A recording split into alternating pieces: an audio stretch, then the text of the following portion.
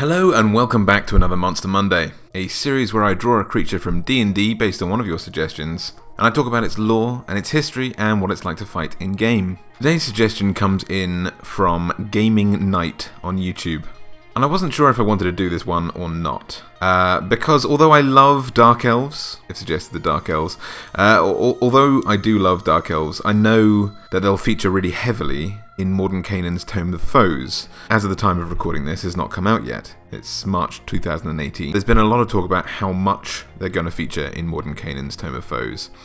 So it's going to give us a lot more lore, and as well, I really also want to do a separate series to Monster Monday about playable species and kind of deep dive into those different subspecies, what it's like to play them, all this kind of stuff.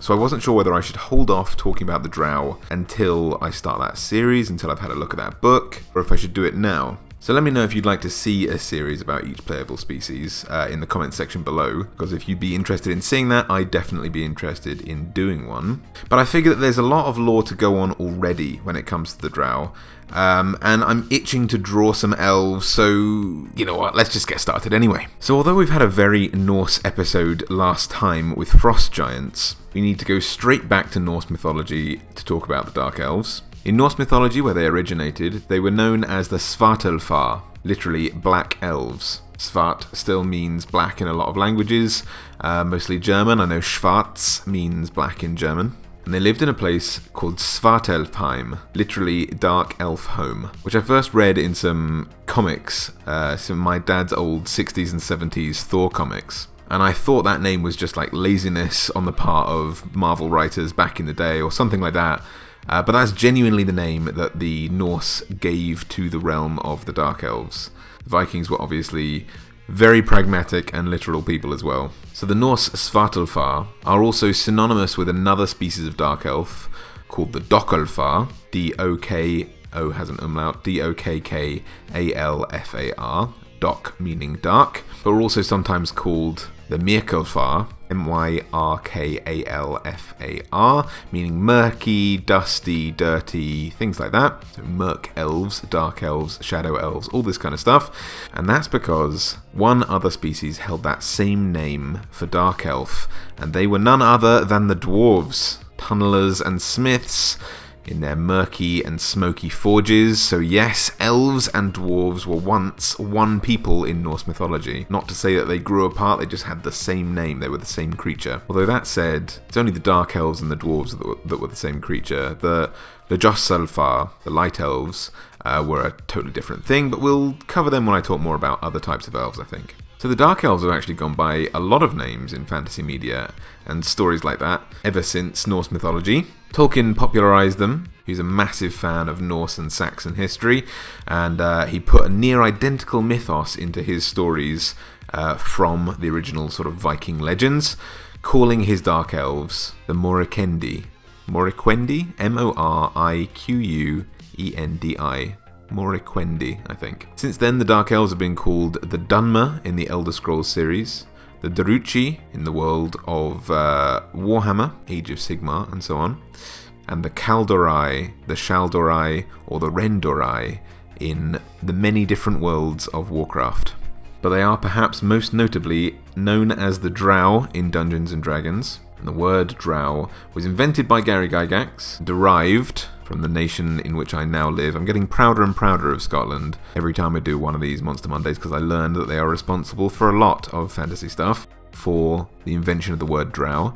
Gary Gygax derived a word from two different dialects from Scots, from the Scots language, a manipulation of the ancient word Trow, T-R-O-W, which meant a fairy, a spirit, or importantly, a troll. Which is interesting because in the World of Warcraft lore, elves are evolutionary cousins of trolls, which are supposed to be one of the most ancient species on the world of Azeroth. They literally evolved from trolls. The Drow were introduced to AD&D, Advanced Dungeons & Dragons, in 1977, and were largely identical to the Norse and sort of Tolkien versions, with dark skin, dwelling underground, all this kind of stuff. They were said to be as dark as fairies are bright, and said to be poor fighters but strong magic users, something which has slightly changed over time. They've become basically just pretty good at both.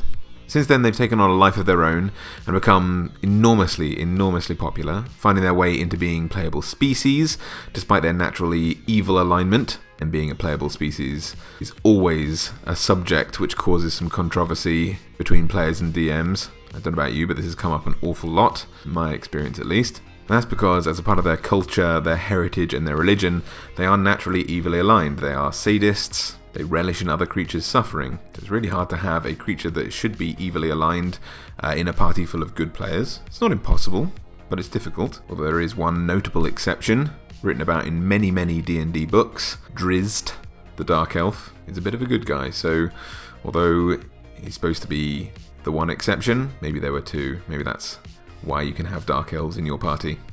Who knows? It's up to the DM's decision, I think, and a conversation with the player. But they've technically been playable since 1992. There was a supplement to 2nd edition called The Complete Book of Elves, which introduced them as playable species. And they're still available up until today in the core rulebook in 5th edition. I love drawing elves. I love to try and capture the sort of alienness of the way they're described. They're supposed to be hauntingly beautiful, incredibly slim, and fairly sort of androgynous. They can't grow hair on their faces or on their bodies, for example. That's reserved for half-elves and humans. But these are all features that they share with their creator deity, Corellon, who, according to the lore of the Forgotten Realms, didn't so much create the elves as they sprung up from the blood of this deity, Corellon, when it made contact with the world during a battle, and the elves formed from that union of earth and deified blood. The elves are pretty much half-gods. They are made of gods, and as such they're extremely powerful,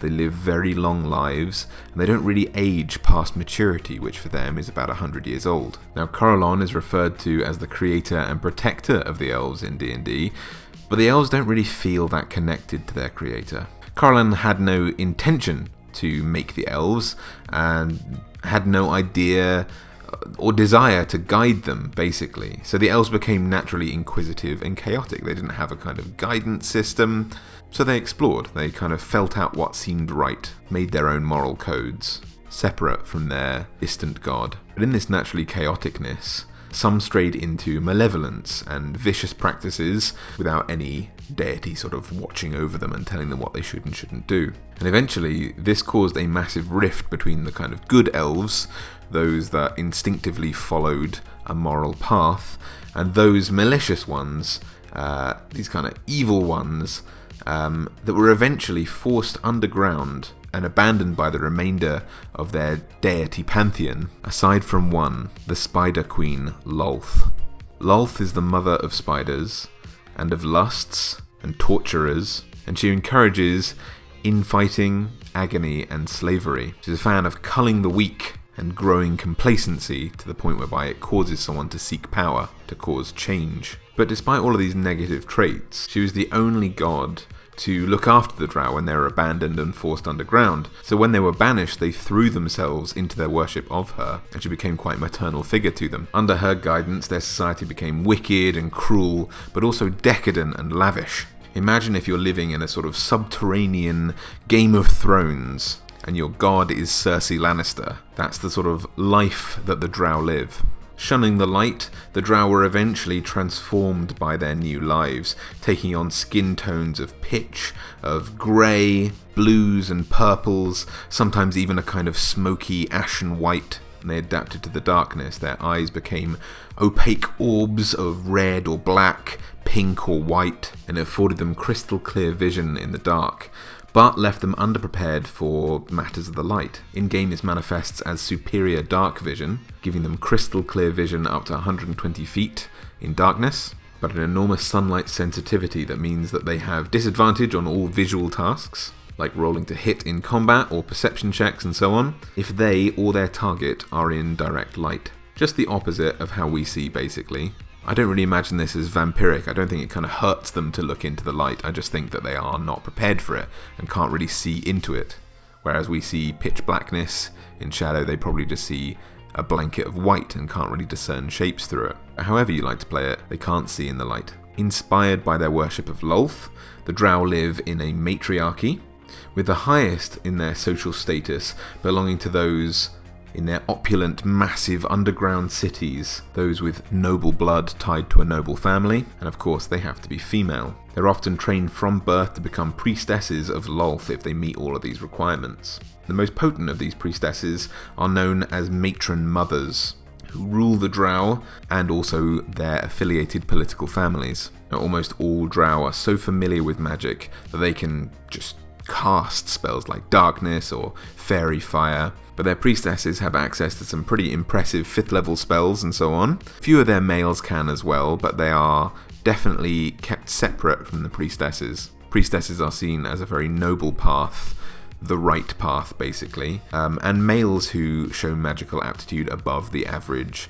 are often trained out of necessity, out of usefulness, but they're often called mages to make a distinction clear between the two. Drow are skilled assassins and dexterous and stealthy warriors who like to use finesse weapons and have a massive affinity for poisons.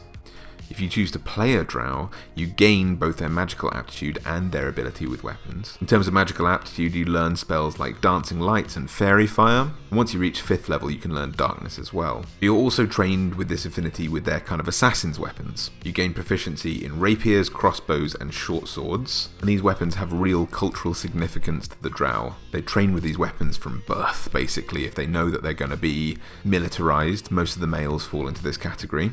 So much so that the Drow Elite Warrior, one of the options that you can end up fighting if your DM is cruel, they gain a +3 to their armor class to parry with melee attacks using those weapons because they're so familiar with them. They can kind of dance around combat while wielding these rapiers. Now, I've tried here with this drawing to put a bit of a sort of alien spin on the Drow. I also wanted to sort of keep their Norse roots as well, but they live in underground, like enormous cities, nations basically, untouched by other species, have immense magical potential, and they're skilled craftsmen. Remember that they were also the dwarves in Norse mythology, so I wanted to incorporate that a bit as well. With their love for stealth, I wanted to kind of show a kind of, what don't we know about our world kind of feeling about them? What would technology and magic combined end up developing if it was untouched and uninterrupted by other species? Kind of mysteries of what lives in the Mariana Trench kind of style of how little of the world do we know. So I came up with this kind of Magitech kind of armor for the look with the Drow here, because as well we know that they live in the Underdark where the Mind Flayers dwell, and they kind of have a live and let live feel between the two of them. They don't really antagonize each other. Not saying that they'd necessarily work together, but they don't really hunt each other down that much. So maybe they might trade with each other, and we know the Mind Flayers are spacefaring, so maybe the Drow would incorporate a bit of that technology in as well. Maybe reverse engineer things to function with their strange subterranean magics. But I love the Drow, and there's so much more to cover about them, way more than I could fit into a 10 to 15 minute video. They suit most playstyles to fight, and you can pretty much encounter them at almost any level really, because they come at a variety of different challenge ratings, probably more when Mordenkainen's Tome of Foes comes out. But in the monster manual we have the sort of standard Drow, standard Dark Elves are 1/4 challenge rating, but you also have the challenge rating 5 for their warriors, 7 for their mages, and 8 for their priestesses. So there are a lot of options and a lot of opportunities to fight the Drow in your time as an adventurer. But hopefully I can revisit the Drow, the Dark Elves, later on when the Tome of Foes comes out. Maybe talk a little bit more about how they operate as a playable species, ideally in a completely separate series of videos. But again, let me know if you'd like to see that. Just leave a little comment down below. Also, if you'd like to see any other kind of monsters, leave your suggestion down below. There's always more room on the to-draw list, the to-research list for creatures in D&D, but I'd love to hear your suggestions. If you enjoyed this video, please make sure to leave it a little thumbs up, a little like down below there, and maybe share it with someone else who wants to know a little bit more about the Drow. Everything that you do like that massively helps the channel out, really helps this channel to grow, so that's really fantastic and very kind of you. But if you really love this drawing in particular and you'd like a copy of it, your own print of this drawing, I actually have a Patreon page that you can go to, and if you'd like to support me, I'll send you not only this print, but every print that I've done this month, as well as a chance to earn your very own custom illustration from me. So if you really want to help the channel improve and send a little tip my way, then Patreon is the place to do it, and that would be absolutely incredible of you. Either way, guys, this has been really fun, so thank you so much for joining me on this journey into the Underdark. Until next time, happy monster hunting, and I'll see you later.